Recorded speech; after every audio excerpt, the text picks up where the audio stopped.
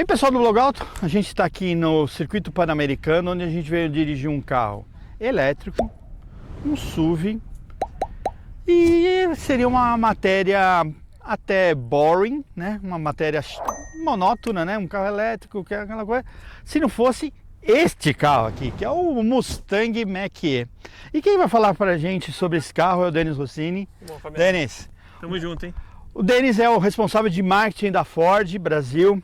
Denis, é isso que eu falei mesmo? É um SUV elétrico, mas é um Mustang. Exatamente, exatamente. Heresia! É. Heresia, não pode. Não, Na verdade, pode sim, pode Na sim. verdade, é um cavalo a mais que a gente está colocando no estábulo, né? É um veículo diferente, que em nenhum momento tem a intenção de substituir o clássico V8, ele continua.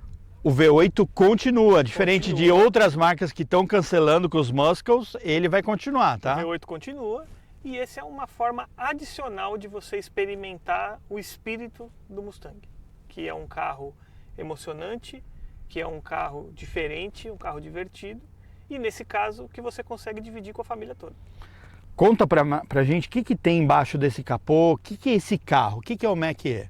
Eu ia fazer uma piada falando que debaixo desse capô tem um porta-malas. Tem um porta-mala aqui também, né? Nesse aqui tem. Mas a gente tem aqui dois motores elétricos, são 487 cavalos, 860 Nm de torque, que deve dar ali uns 88 quilos.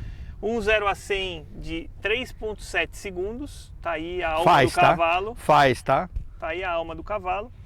E um veículo que não fica devendo nada para veículos esportivos de fato, né?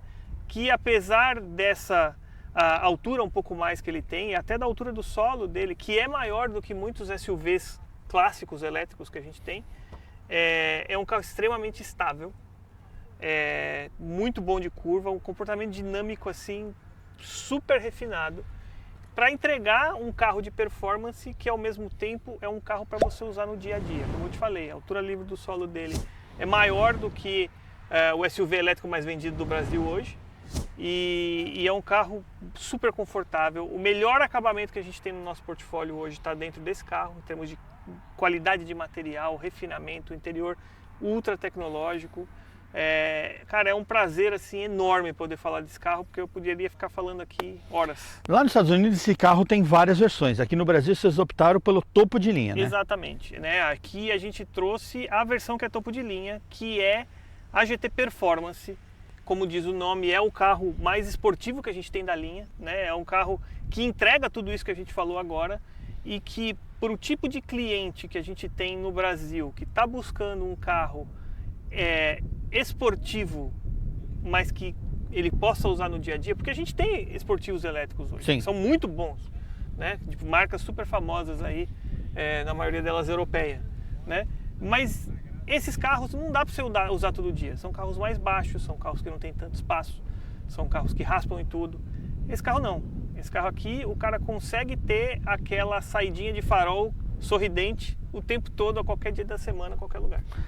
A gente está falando de um carro elétrico, e sempre que vem um carro elétrico, vem sempre as grandes perguntas. Quanto tem de bateria, qual autonomia, como que tá esses números desse Legal, carro? Esse carro aqui ele tem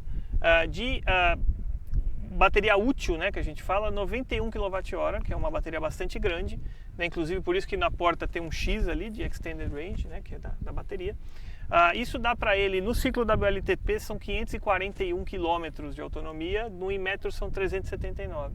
Então ele tem a maior autonomia, quando você compara com os esportivos elétricos que a gente tem, ele tem uma autonomia maior que a deles, e bastante comparável com um SUV convencional também, e em alguns casos até maior também. Então é um carro que tem uma autonomia muito boa, mas entrega uma esportividade que os SUVs convencionais não conseguem entregar. A gente estava conversando no bastidor, mas eu queria, acho que valeria a gente falar, que sempre é uma grande preocupação.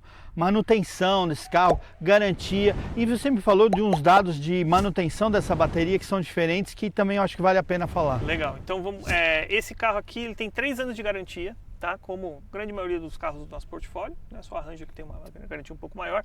Só que no caso desse carro aqui, não só ele tem a garantia, mas as manutenções regulares desse carro ao longo desses 3 anos também estão cobertas já. O custo está coberto com o preço do carro, então ele não gasta para fazer a revisão do produto e ele mantém a garantia. E no caso da parte de alta voltagem, então motores, bateria e outros componentes ali que fazem parte do sistema de alta voltagem, aqui são 8 anos de garantia. Uau. Né? No caso do veículo por completo, os 3 anos são sem limite de quilometragem, isso vale para as revisões. Aqui são 8 anos na parte elétrica de alta voltagem, 8 anos de garantia com até 160 mil quilômetros. O que acontecer primeiro, essa garantia para também dar uma tranquilidade, né, para o cliente aí. Carro elétrico para muita gente ainda é uma novidade. Então a gente se preocupou em construir um pacote de experiências que se estendem além da bateria e outros itens que a gente pode falar aqui se você quiser, mas para dar para o cliente a tranquilidade de que ele vai usar esse carro aqui no dia a dia sem grandes sobressaltos. Esse carro marca a estreia da Ford Brasil no segmento dos elétricos. Então já estrearam com uma grife Mustang aí.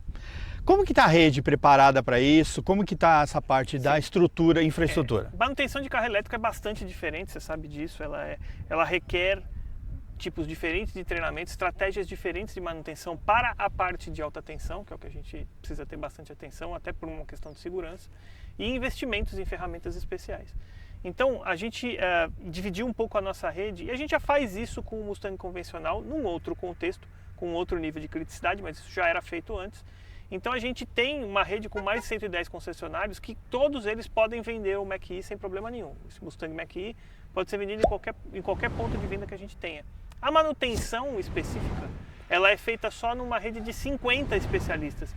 E esses 50 especialistas, eles estão instalados nos pontos mais estratégicos onde de fato você tem sim uma demanda por veículo elétrico. Mas, ainda assim, se um cliente que não está nesses centros, que não tem um especialista próximo, levar esse carro para fazer uma manutenção num concessionário que não é especialista, não tem problema.